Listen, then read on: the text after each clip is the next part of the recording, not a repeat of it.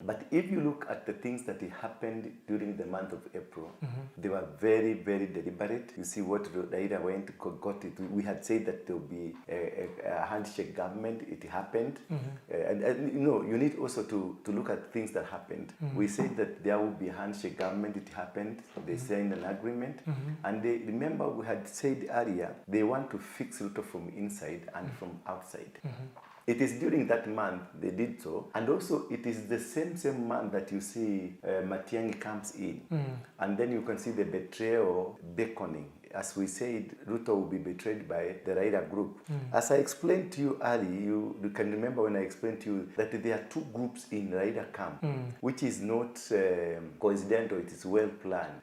I told you about Sifuna and another group fighting. And I told you about Muhammad, this Muhammad guy from Junet Muhammad, in the government, fighting to make sure the deal is done, but another group trying to stop the deal.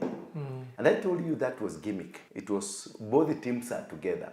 They go meet somewhere and they tell us, this one, fight. We get in. And you see now Orengo has come, started now profiling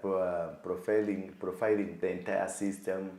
You see now this lady, the Iron Lady of the ODM, Wanga, coming out strongly. And you see this kind of a revolution that is coming in, as we had said, that there will be a revolution. And they say them from the month, I remember very well telling you that it is from the month of April going to June, there will be total chaos. As you can see, things are really, Ruto is not even sleeping. Things are not working for him. If you look at the last 1 week, Sifuna and the group, what they are pushing, they are bringing out facts on why this thing will not work. It is a preparation, because Raila is a smooth operator. It is a preparation for Raila now to come out and say, you have betrayed our MOU.